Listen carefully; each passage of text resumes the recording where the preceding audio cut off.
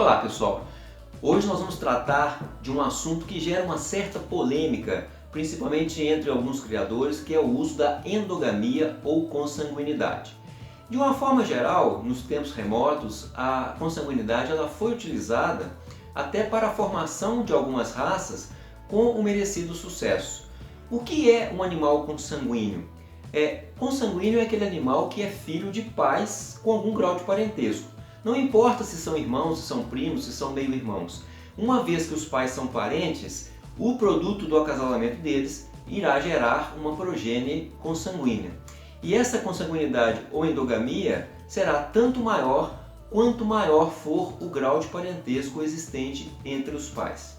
O que acontece quando se faz endogamia num plantel?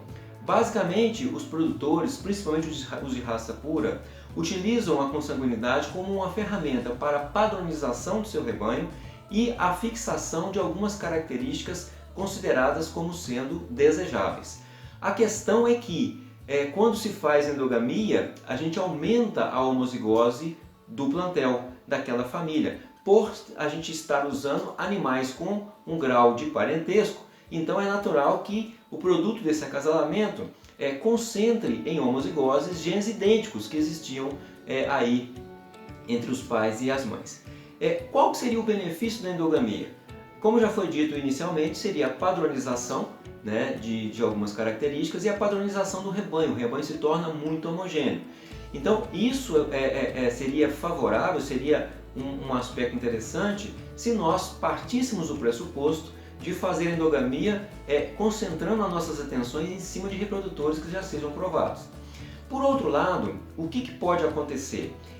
Como a maioria dos genes deletérios que causam anomalias genéticas, eles estão em recessividade, são recessivos, quando a gente faz um acasalamento endogâmico, nós aumentamos a frequência dos homozigotos, sejam para genes dominantes ou seja para genes recessivos indesejáveis. Então a homozigose, a endogamia, a homozigose vinda da endogamia, ela pode aflorar, ela pode trazer à tona aí indivíduos com defeitos.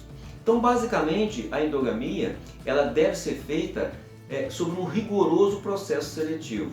Ela só vai funcionar se nós colocarmos para fora do plantel, se nós descartarmos aquele indivíduo que é considerado endogâmico e também um indivíduo com defeito. Porque caso contrário, a gente estará deixando no plantel indivíduos homozigotos para genes que não nos interessam. Outro ponto que é importante é o seguinte: quando se faz endogamia e geralmente há a produção de animais de nível superior, eles se tornam prepotentes, porque uma vez que eles são mais homozigotos, eles tendem a imprimir com mais fidelidade as suas características. Por outro lado, qual seria uma desvantagem da endogamia, além de surtir aí defeitos genéticos que podem estar contidos aí no estoque genético da população parental?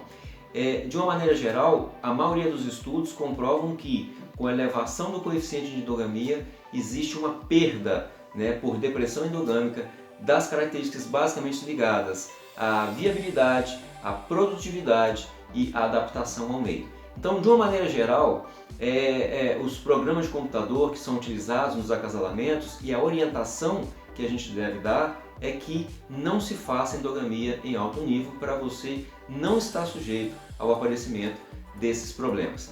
Por outro lado também, a endogamia, ela de uma maneira geral, ela reduz o ganho genético, como a gente vai ver na sequência ali no quadro. Vamos lá. Vamos fazer agora então uma relação da endogamia ou consanguinidade com o ganho genético. Por que os estudos demonstram e por que a endogamia, de uma maneira geral, com o passar do tempo, ela tende a reduzir o ganho genético de uma determinada característica? Vamos pegar aqui como exemplo a fórmula geral do ganho genético, que é basicamente o produto do diferencial de seleção vezes a herdabilidade de uma característica. O diferencial de seleção, por sua vez, é o produto da intensidade de seleção vezes o desvio padrão fenotípico, que de uma certa forma seria determinado pela variabilidade genética e, consequentemente, dos fenótipos dos animais aqui de um determinado plantel. Bom, de uma maneira geral, a herdabilidade, por definição, é o seguinte: diferença da fração fenotípica existente entre os pais, que é de natureza genética e que será transmitida aos filhos. Então veja bem, fração das diferenças fenotípicas existentes entre os pais. Quando nós fazemos endogamia, nós aumentamos a homozigose no plantel. Essa homozigose traz como consequência um aumento da uniformidade desses animais, da padronização e, consequentemente, uma redução dessa diferença da fração fenotípica existentes entre os pais. Então, a grosso modo, a endogamia, o que ela vai fazer? A endogamia ela vai reduzir a herdabilidade das características com o passar do tempo. Por mais que nós utilizemos reprodutores provados, por mais que nós utilizemos animais de alto nível, com o passar do tempo, nós iremos uniformizando esse plantel com a endogamia e isso vai trazer como consequência um prejuízo na herdabilidade das características. Uma vez que a herdabilidade diminui, automaticamente você tem uma redução aí do ganho genético. Mas não é só isso. A endogamia, pela condição dela uniformizar o plantel, pelo aumento da frequência de homozigose, o que vai acontecer? Esse desvio padrão fenotípico aqui também, ó, que é determinado basicamente pela diferença entre os animais, que é obtida através da variabilidade genética, uma vez que a gente faz endogamia, nós aumentamos a homozigose, aumentamos a uniformidade e a gente reduz a variabilidade genética. Então você diminui também o diferencial de seleção. Então repare que, de uma certa forma, a endogamia reduz a herdabilidade, reduz o desvio padrão fenotípico. Então você tem um impacto muito forte aqui, ó, na redução do ganho genético para uma determinada característica. Uma forma que os criadores podem fazer para tentar minimizar isso no primeiro momento é trabalhando fortemente aqui, ó, na intensidade de seleção. Por isso é que o trabalho endogâmico, o trabalho quando se faz acasalamento endogâmico em qualquer plantel de qualquer espécie, ele só vai dar certo se você usar como referência para fazer endogamia reprodutores e matrizes superiores, de preferência provados geneticamente, e o criador for muito rigoroso na seleção. Ou seja, ele vai ter que descartar fortemente os animais que não se enquadrarem na perspectiva ali do plantel, para que dessa forma ele consiga compensar as perdas pela diminuição do desvio padrão fenotípico e pela redução da herdabilidade através aqui do aumento da intensidade de seleção, numa tentativa de não derrubar tanto aí o ganho genético.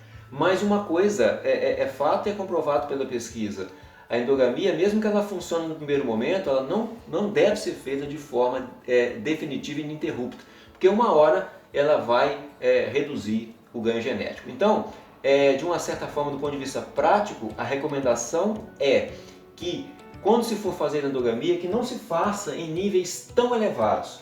E o que se tem de resultado aí na pesquisa? Que o índice, o coeficiente de endogamia, que é representado pela letra F, ele deve ser menor ou igual a 7%. Então, se nós fizermos endogamia em níveis até 7%, não há prejuízo com relação aos dados de produção. Acima disso, a gente fica muito sujeito ao estoque genético aí da população. Ok? Valeu, pessoal. Até a próxima.